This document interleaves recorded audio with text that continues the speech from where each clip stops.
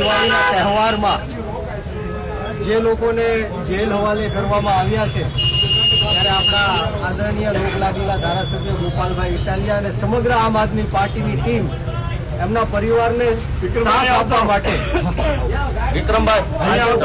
આજે ઉત્સવ છે મનાવવા માટે અને હિંમત આપવા માટે જ્યારે આજે આપણે સૌ અહીંયા ભેગા થયા છીએ ત્યારે આપણે સૌએ આ લોકોને સાથ સહકાર આપવાનો છે, આ લોકોને હિંમત આપવાની છે અને આપણી જે લીગલ સેલની ટીમ છે એ જલ્દીમાં જલ્દી આ લોકોને કઈ રીતના બહાર કાઢી શકે એવા પ્રયત્ન કરી રહી છે। ત્યારે આપ સૌનો હું ખૂબ ખૂબ આભાર વ્યક્ત કરું છું અને આગળની વાત ગોપાલભાઈ રજૂ કરશે એવી વાત કરી।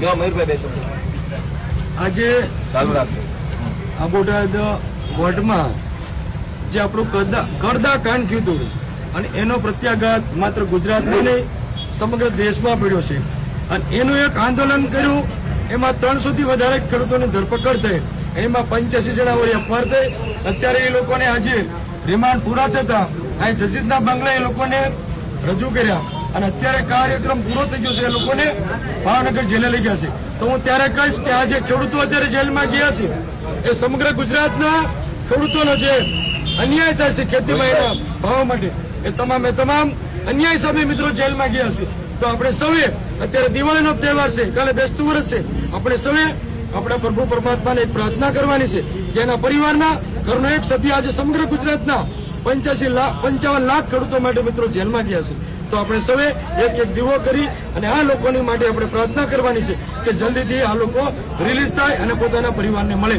આજે આપણને કોઈને સારું નથી કે આપણામાંથી એક સભ્ય જેલમાં ગયો છે પણ એની ક્રાંતિ કોઈ યાલે જવાની નથી અને જે આપણા ખેડૂતો પર અત્યાચાર થયો છે એનો બદલો આપણે 2027માં મિત્રો લોકશાહીના ઢબે બંધારણીય અધિકાર મુજબ એ મિત્રો લેવાનો છે અને 2027માં આપણી જયારે સરકાર બનશે ત્યારે જે પણ આપણા ખેડૂતો પર એક દંડોનો મિત્રો અત્યાચાર થયો છે એનો 100% આપણે પ્રત્યાઘાત આપણે મિત્રો બદલો લેવાનો છે અને ખેડૂતોને એનો જવાબ આપણે સારી રીતે આપવાનો।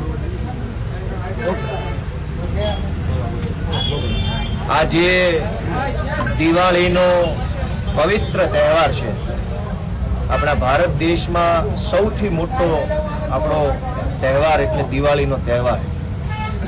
આ દિવાળીના દિવસે અત્યંત દુર્ભાગ્ય સાથે કહેવું પડે કે અમે બધા આટલી વિશાળ સંખ્યામાં દિવાળી ઉજવતા હોવા જોઈતા હતા, ઉત્સાહ મનાવતા હોવા જોઈતા હતા, પરિવાર સાથે ખુશ થતા હોવા જોઈતા હતા, પરંતુ આટલા બધા માણસો પોતાના પરિવારને છોડીને આ બોટાદની અદાલતના ડેલે ઊભા છે।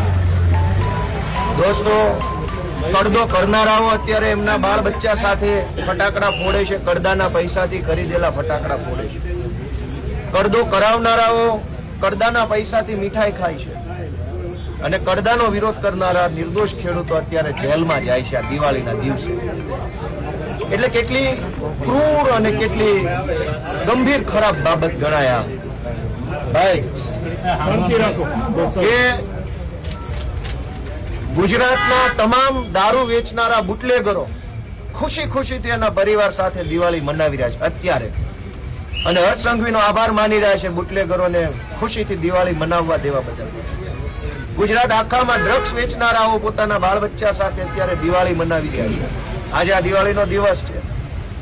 ગુજરાતના વ્યાજ માફિયાઓ હિંચકતા પરિવાર સાથે તહેવાર મનાવી રહ્યા છે। રોડ રસ્તાના નબળા કામો કરી કટકી કરનારા ટેન્ડર માફિયાઓ પોતાના પરિવાર સાથે ખુશી ખુશી બેઠા છે। હપ્તા ઉઘરાવનારાઓ, તોડ કરનારાઓ, કટકી કરનારાઓ બધા જ પોતાના પરિવાર સાથે ખુશી ખુશીથી દિવાળી મનાવી રહ્યા છે। પણ ગુજરાતના ખેડૂતો માટે લડાઈ લડનારાઓ અત્યારે અહીંથી જેલમાં ગયા। એ બતાવે છે કે કેટલું ઘાતકી શાસન ગુજરાતની અંદર છે।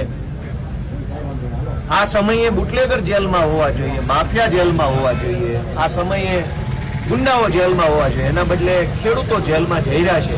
એટલે મને એમ લાગે છે કે આ દિવાળી નથી, આ અંધકાર છે અને આ અંધકારને દૂર કરવા માટે ગુજરાતભરના અનેક લોકોએ જાગવું પડશે, પોતાના આત્માને જગાડવો પડશે કે શું આ વ્યાજબી છે। પ્રવીણભાઈ રામ, રાજુભાઈ કરપડા, રાજુભાઈ બોરખતરિયા અને બીજા 84 કરતા પણ વધુ આગેવાનો, એ આમ આદમી પાર્ટીના આગેવાનો, ખેડૂતોના આગેવાનો, સામાન્ય પરિવારના લોકો આ બધાય અત્યારે અહીંયા બોટાદની અદાલતેથી એમને પોલીસની ગાડીમાં બેસાડી આ દિવાળીના દિવસે જેલમાં લઈ જવામાં આવ્યા.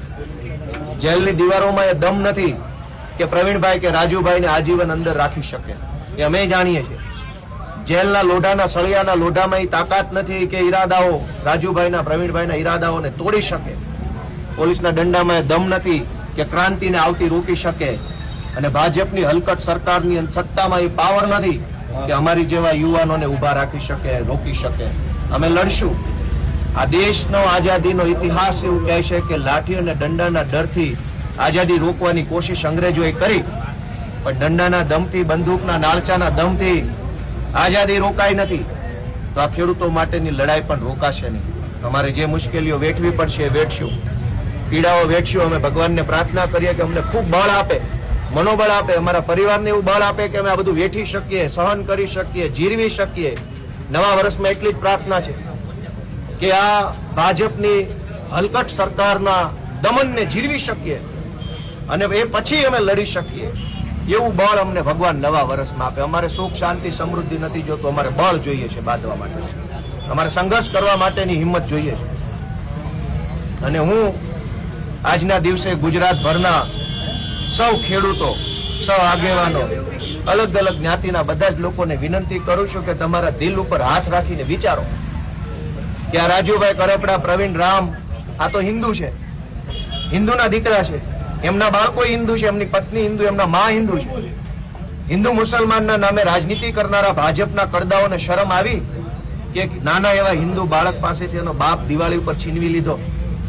તો કયા મોઢે હિન્દુત્વની વાત કરે છે આ ભાજપના કરદાઓ? કમસે કમ એટલું તે શરમ રાખવી હતી કે આ લોકો દિવાળી પોતાના પરિવાર, બાળકો, પત્ની સાથે મનાવે. હિન્દુઓનો તહેવાર છે, ભારતનો તહેવાર છે. ભારતના હિન્દુઓના તહેવાર નિમિત્તે હિન્દુઓના નાના નાના માસૂમ બાળકો પાસેથી એનો બાપ છીનવી લેનારી આ હરામખોર ભાજપની સરકારને જૂતા મારો. એને કાઢો 2027માં. હિન્દુ મુસલમાનનું જે નાટક કરે છે એને ઓળખો, એવી ગુજરાતભરની જનતાને હું વિનંતી કરું છું. આખા વર્ષની અંદર કોઈ પણ ઘટના બને તો કદાચ માણસ એને સહન કરી લે, કોઈ પણ માણસ કોઈ પણ ઘટના સહન કરી લે, પણ તહેવાર બગડે ને એ સહન ન થાય. એમાંય આપણી દિવાળી બગડે, આપણું નવું વર્ષ બગડે, કે જીવીએ ત્યાં સુધી ભૂલાય નહીં એવી ઘટના છે. હું ગુજરાતભરના લોકોને વિનંતી કરું છું કે આ લોકો પ્રવીણ રામ, રાજુ કરપડા અને બીજા 84 જેટલા લોકો, રાજુભાઈ બોરખતરિયા સહિત રમેશભાઈ મેર, આ શું કામ જેલમાં ગયા? દારૂ વેચતા હતા? નહીં. ડ્રગ્સ વેચતા હતા? નહીં. આ લોકો રોડમાં કટકી કરતા હતા? નહીં. પૈસા ખાતા હતા? નહીં. ખેડૂત માટે લડતા હતા, એટલે એમની દિવાળી બગડી છે. ગુજરાતના ખેડૂતોની દિવાળી સુધરે એટલા માટે જેમણે પોતાની દિવાળી બગાડી છે, હસતા મોઢે જેલમાં ગયા છે, એવા સૌ બહાદુર લડવૈયાઓને હું ખૂબ ખૂબ શુભેચ્છાઓ દિવાળીની આપું છું કે તમારું આ બલિદાન, તમારા પરિવારનો આ સંઘર્ષ એળે નહીં જાય. અમે બેઠા છીએ અને સત્તામાં બેઠેલા તમામ પટાવાળાઓને એટલું જ કહેવાનું છે કે તમારી સરકારમાં જેટલો દમ હોય એટલો દમ લગાવી દેજો. અમે જોઈએ કે અમારામાં કેટલો દમ છે, અમારી માએ અમને કેવા જણ્યા છે. અમે લડીશું, સંઘર્ષ કરીશું અને આ દિવાળી નવા વર્ષની અંદર સંકલ્પ લઈએ છીએ કે આ નિર્દોષ બાળકો પાસેથી બાપ છીનવી લેનારી ભાજપની સરકારને 27માં ઘર ભેગા કરવા માટે પૂરો જીવ અને જાન લગાડી દઈશું. આજે આટલી વિશાળ સંખ્યામાં અમારા કાર્યકર્તાઓ આવ્યા, આગેવાનો આવ્યા, સમર્થકો આવ્યા, ખેડૂતો આવ્યા, એ બધાને હું હૃદયપૂર્વક આવકારું છું, બધાનો આભાર માનું છું. અને બહુ ભારે અહીંયા ભરેલી આંખે બધાને દિવાળીની શુભેચ્છા આપું છું. મન તો થતું નથી કે આવી શુભેચ્છા, કેમ કે એવું ટાણું નથી, છતાંય એક ભારે અહીંયા હું સૌને શુભેચ્છા આપું છું.